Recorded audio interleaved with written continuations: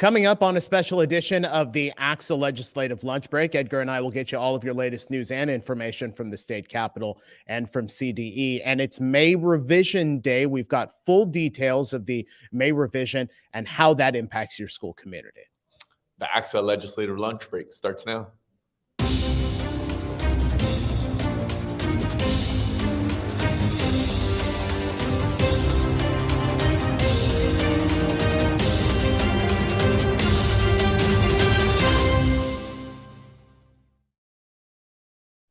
And it is 12 o'clock on a Friday. Welcome to this special edition of the ACSA Legislative Lunch Break, along with Edgar Zazwata, ACSA Senior Director of Policy and Governmental Relations and our Executive Director in a matter of days.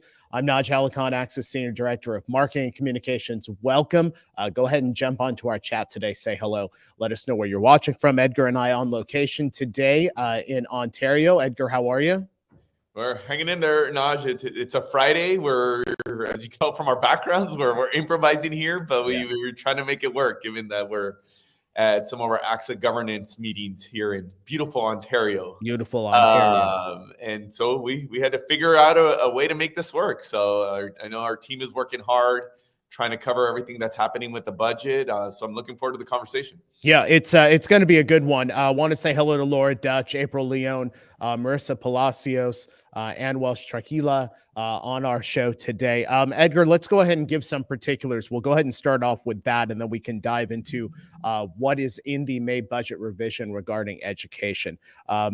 Governor giving his news conference earlier today, a $300.6 billion spending plan, which includes $97.5 billion surplus, a $37.1 billion notation in reserves, $23.3 billion in the state's rainy day fund, $9.5 billion in school stabilization fund. I'll ask you a little bit about that.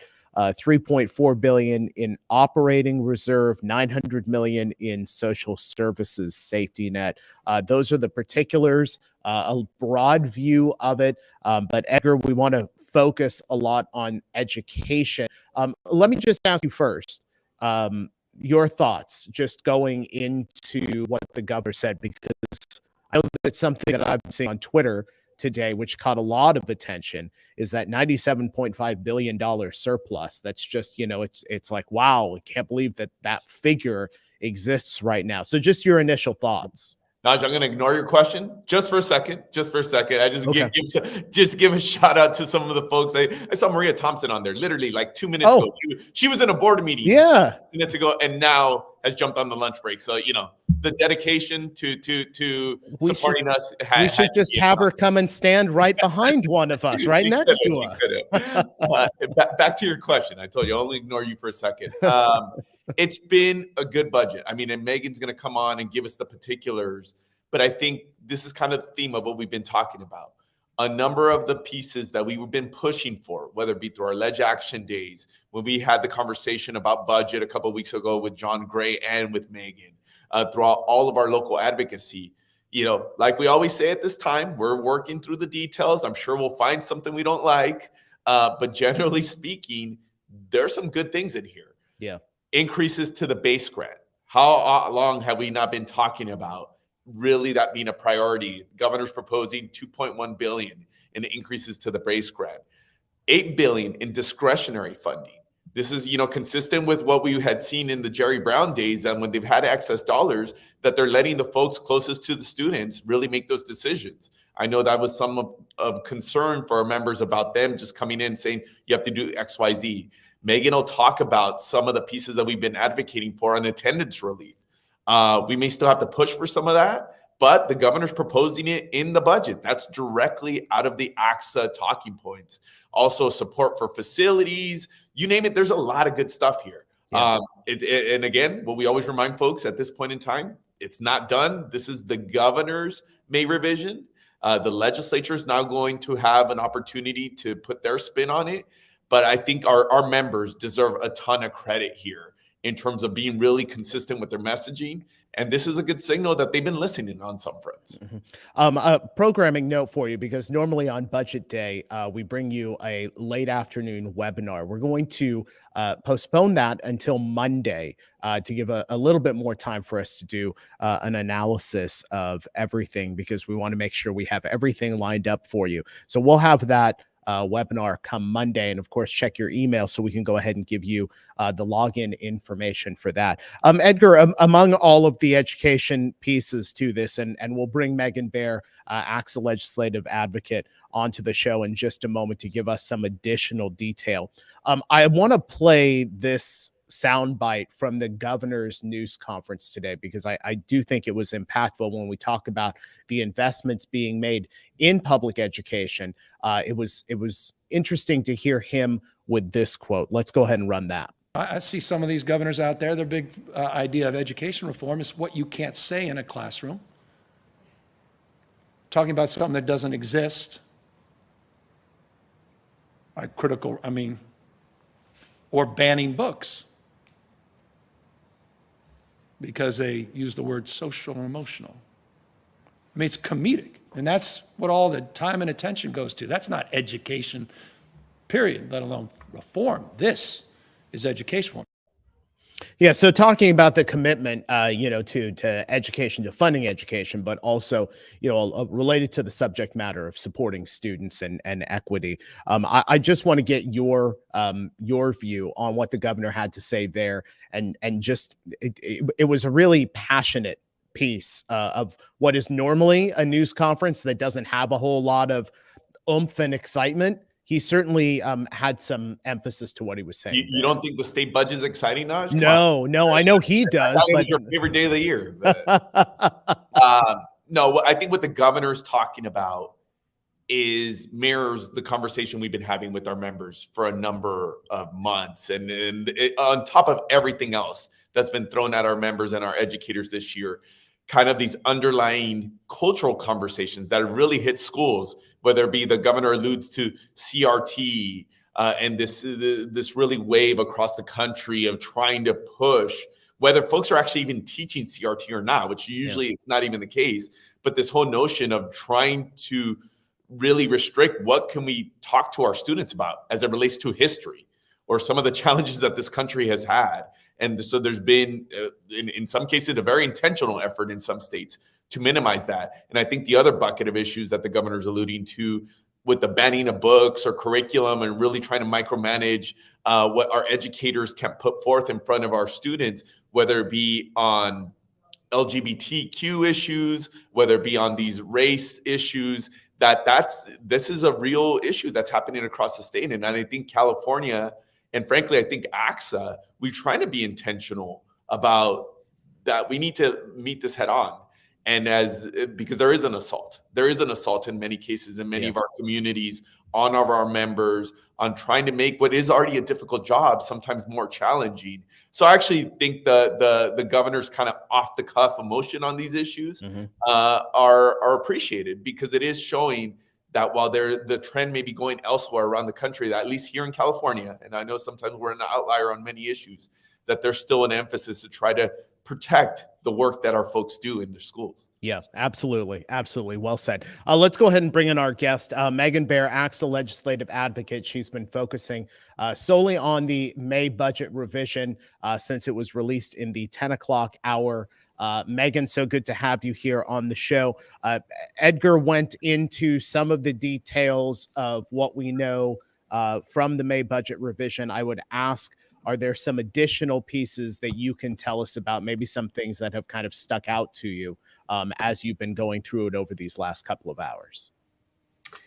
Yeah, absolutely. So we are seeing, big picture, LCFF is going to be getting a 6.56% COLA. That COLA is going to extend to other categorical programs, including adult ed, special education, other programs like that. He's also additionally investing $2.1 billion into the LCFF base. That's roughly about a 3% increase. We're happy to see it, but the legislature, both houses are actually proposing about double that number. So, we're hoping that as these negotiations play out, that we're going to see a much higher base increase.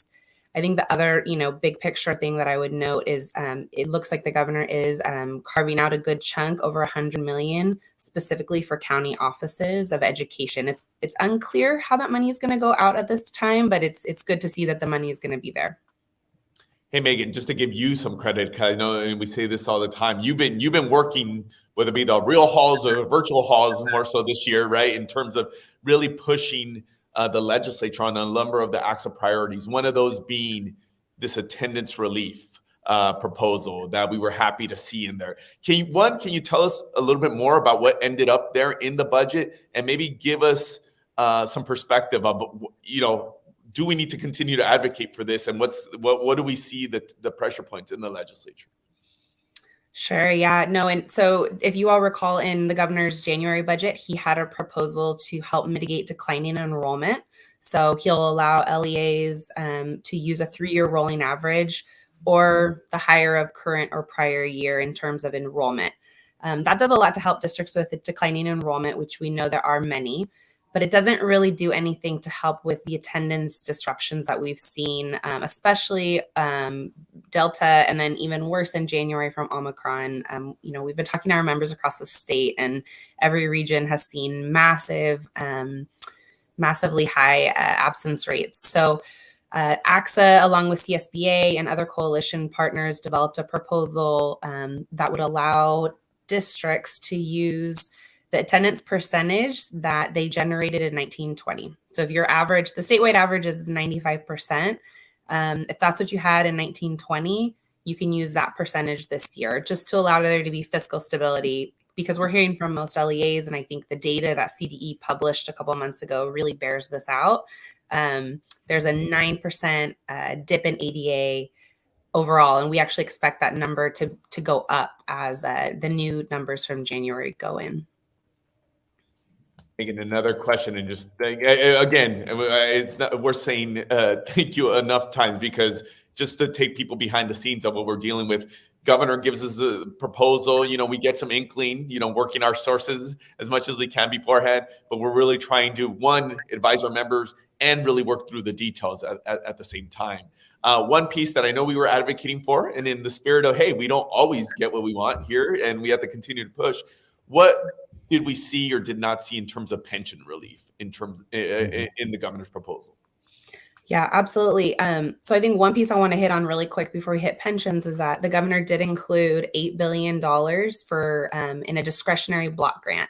There's a lot of one-time funds right now from capital gains revenues, revenues we're not going to see on an ongoing basis. And the governor's putting them out on a per pupil, broadly discretionary basis, which is great. And that's how we like to see our one-time funds go out. I think the more interesting, to get to your pension question, the more interesting thing is in, the discretionary block grant, in the LCFF investments, he appears to be signaling he expects districts to use these buckets to pay for their increasing pension obligations. And there's no investment in either the increasing rates or the unfunded liabilities that we know districts are facing. So that is one disappointment, and a piece that we'll keep pushing on with our labor and management coalition partners. We just had a question. It looks like it just fell up. There we go. All right.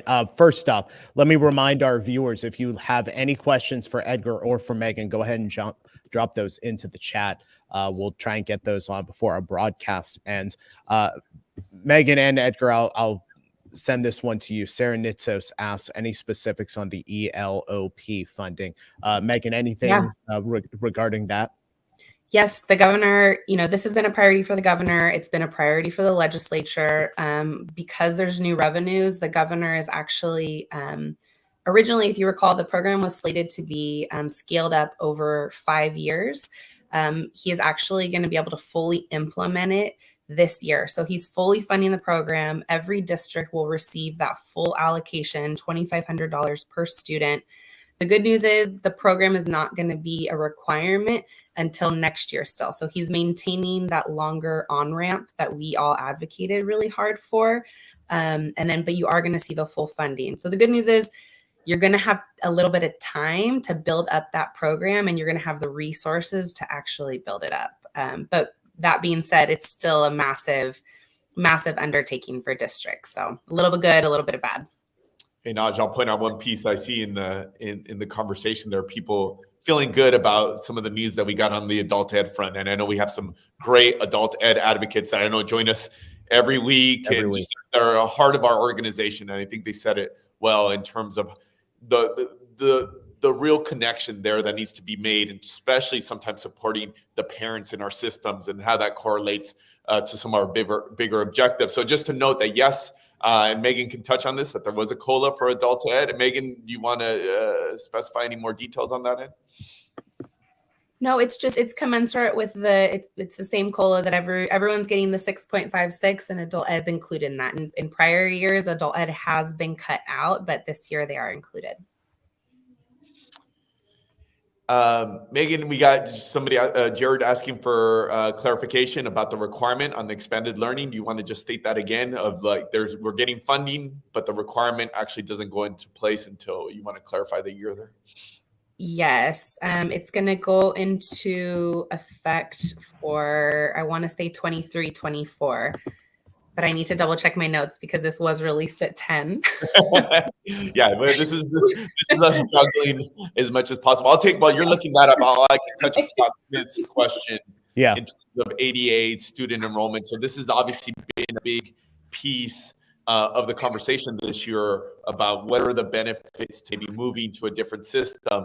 And I think the bottom line here is and Megan could correct me, there's no specific proposals in the budget to move in that direction. There is some legislation that's still working itself through the process. I think this issue that Megan talked about in terms of the attendance relief, that does use some of the components to look at what your enrollment numbers are. But right now, there is no proposal to shift the system from ADA to enrollment. Frankly, I think this is a bigger policy conversation that as the legislature usually does, needs to ponder it for some time before making that real dramatic shift in a different direction.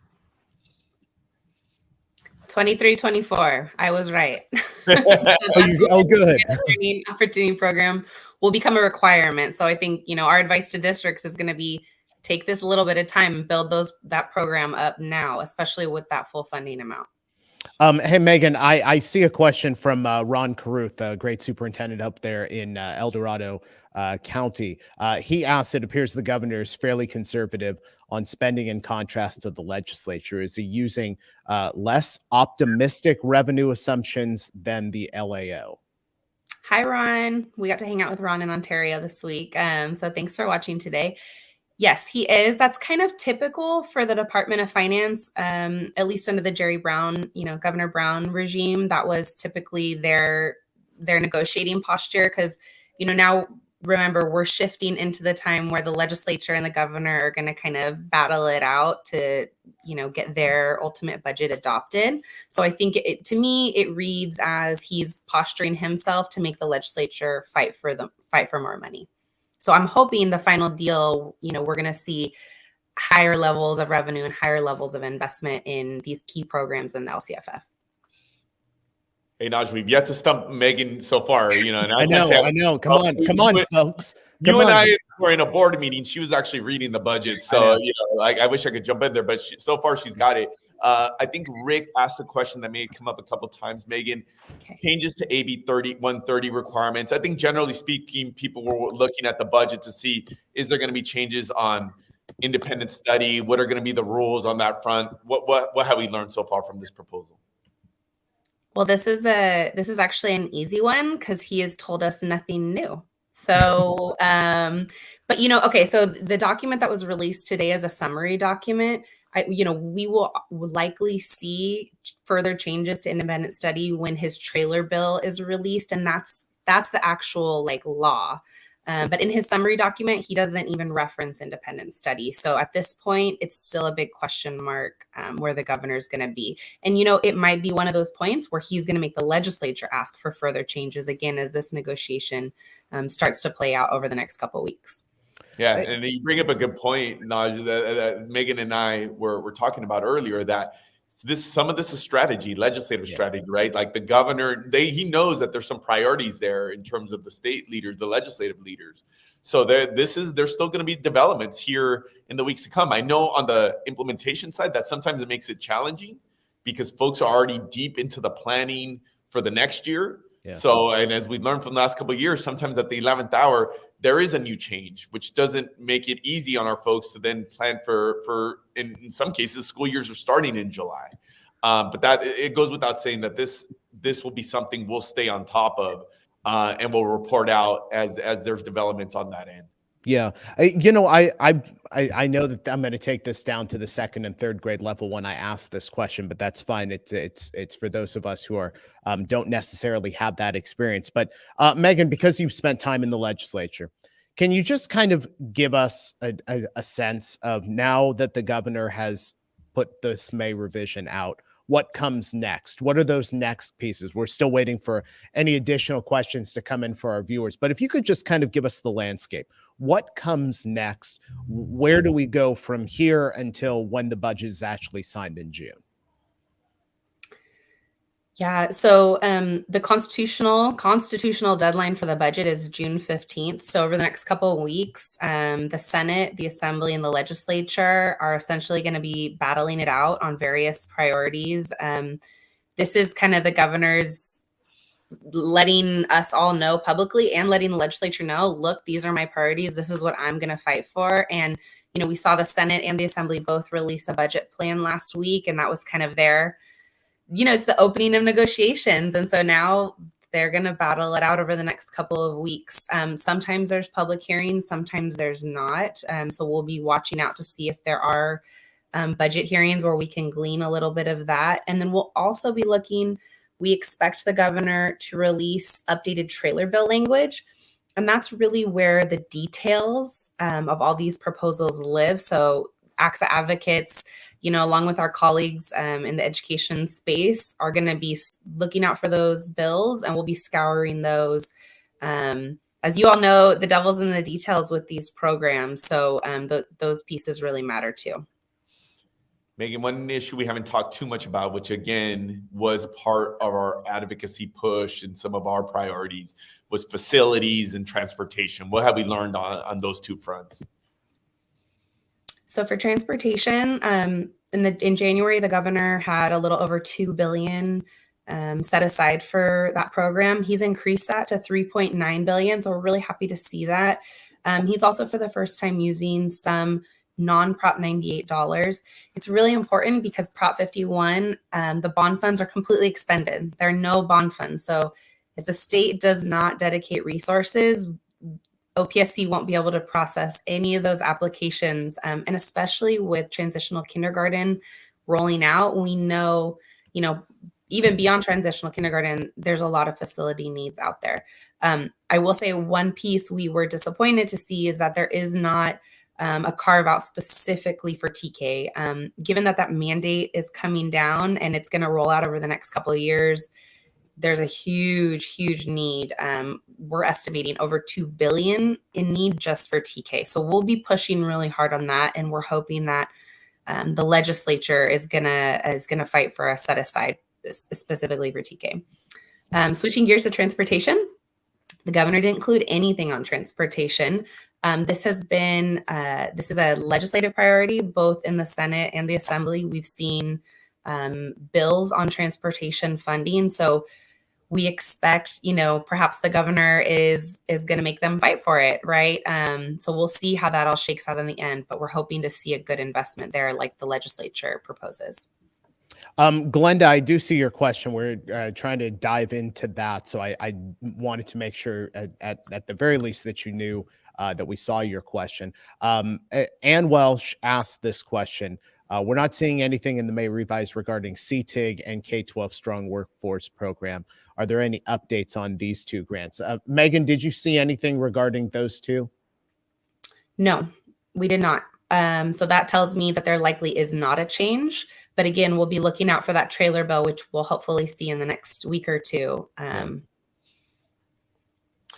No, it's just, again, to plug our own stuff here, like some of the questions that, especially as we dig in through this today, over the weekend, this will give an incentive. Maybe this is why we don't give all the information. So people can come back on Monday and check out the webinar, but we will get to the finer details. And at that point, Megan and the rest of the team will have had a chance to interact and go to some briefings with the governor's office, Department of Finance, and we'll try to get some of these additional questions answered. You know what, we're coming close to the bottom of the hour here. Let me just give you guys an opportunity to just kind of summarize what you've heard, just your thoughts on it. Megan, I'll start with you. What you've heard today over these last few hours, you know, what your expectations are. Edgar, I'll have you jump in right afterwards with your thoughts on it as well. You know, I mean, I'm real happy to see that a base increase is part of the conversation. We haven't seen an increase in the base since 2018. And to have the governor and both houses of the legislature talking about a base increase is really good news. And I'm also really happy to see the attendance relief. Is like the number one thing I hear from our members, especially through January and February, about how concerned they were about the COVID impacts to their budget. So very happy to see the governor pushing on both those issues. Edgar? Yeah, I'll double down on what Megan said. I mean, I'm optimistic, right? Again, the caveat, maybe we're all jaded. The longer we do this, we all become jaded and we all expect to be disappointed in some form. But generally speaking, like I said at the top of the program, like this is very consistent with the things that not only ACSA was advocating for, but the collective field. I mean, Megan hit it on the head in terms of this push on the base grant. We've been talking about this for years. So for them to acknowledge that, for them to acknowledge some of the issues on the attendance front, for us to give for the state to give hopefully some dollars that are discretionary, that they're not going to tie the hands of our folks on how to spend them. I think that's all good. And then also some of the things we're not seeing. I know there was some concern about, hey, when there's a lot of money, the state sometimes has a tendency to create a bunch of new stuff. And the new stuff right now is kind of difficult given some of the challenges we're having, whether it be with personnel, sometimes not having the bodies to create these new programs, and then acknowledging that there's already been some very significant actions, some very significant programs where the efforts need to be concentrated on implementing universal transitional kindergarten, where it needs to be put on really making sure we get this expanded learning opportunity program nailed down right. So I think even some of the things we don't see on there, I would take that as a good thing. All right, Megan, you get to spend the entire weekend putting together everything for the Monday webinar. We will see you Monday at noon for that webinar. Megan Baier, ACSA Legislative Advocate. Thanks so much. Let me go ahead and Edgar, there's one question that's coming, and I'm going to ask you about that in just a second. First off, if you like what you've seen, or if you are one of our fans here on the Legislative Lunch Break and you're not subscribed to us yet on YouTube or like us on Facebook, it's time for you to do it. Go ahead and go onto YouTube and subscribe to us, or onto Facebook and like us. You'll get alerts when we are going to come on the air. Of course, we always have our regularly scheduled broadcasts, live and interactive Wednesdays at 1 p.m. And then when we do have a special broadcast like the one that is happening right now, you will get an alert about that. So go ahead and subscribe. Go ahead and like. Edgar, if you can just answer Teresa's question, because I do think it's important for us to provide some clarity to it. Teresa asked the question, what is the attendance relief? Can you just kind of give an explanation of what that is? I'll just summarize it. Megan is our expert here, but just in general, how she described it, the governor's office had proposed some relief at the beginning of the year that essentially was, some averages over multiple years. The one problem with even doing that, which was appreciated, attendance was so bad this year, especially in January. January was probably the example of the worst attendance rates we may have ever had, given that we were in the middle of the Omicron surge. So what the governor's proposing is take that into account and don't build our assumptions on faulty data. So it is going to be some combination of utilizing our enrollment numbers, but looking at the attendance rate from the last, I hate the word normal anymore, but semi-normal year, going back to 21, 22, I believe it is. And so that's how they'll do the calculation. But as Megan said, we have to just, there is going to be some push potentially in the legislature here. So we're going to have to continue to advocate for that. Hey, there were some circumstances on the data that this is why we need a little bit more grace. We need a little bit more relief on this front. You know what? We did get one other question. Sorry, Edgar. I'm going to keep you here while the questions are. Are you going to try to stump me? Didn't I tell you that that I wasn't the one who read everything? But all right, throw it at me. I made the answer. I'll try my best. Let me go to Jeremy Davis's question here. He says, sorry if this was covered earlier, but with such a huge percentage of California revenue coming from capital gains and stock market profits, have they discussed dropping revenue projections before final? Anything on that, Edgar? And Megan alluded to this a little bit in terms of one of her answers about the governor's office being somewhat conservative in some of their projections. I think they are hedging. I mean, it was an undercurrent of some of the governor's remarks, but given some of the volatility that we're seeing in the markets today and inflation and everything that the pressure points on just the economy, that they want to hedge and not overestimate there in terms of that the revenue projections could shift. So I think this is probably one of those signs of them being a bit more conservative, despite what the record numbers will be. And that's always the challenging part, because guaranteed tomorrow or even now as the news rolls out, all of the headlines will talk about record amounts to education, all the money going to all these different programs. It doesn't always tell the whole story in terms of some of the potential pitfalls on that end and why we still have to be somewhat cautious. Yeah. All right. So the programming note for you, we will have our ACSA governmental relations webinar that comes your way Monday. So pay attention. Your email should get the login code. That will come to you probably Monday morning. And then we'll be on next week with our regularly scheduled live and interactive ACSA Legislative Lunch Break. That is 1 p.m. Wednesday on ACSA Facebook and ACSA YouTube. Until then, have a great rest of the day. Have a great weekend. We'll see you next week here on the ACSA Legislative Lunch Break.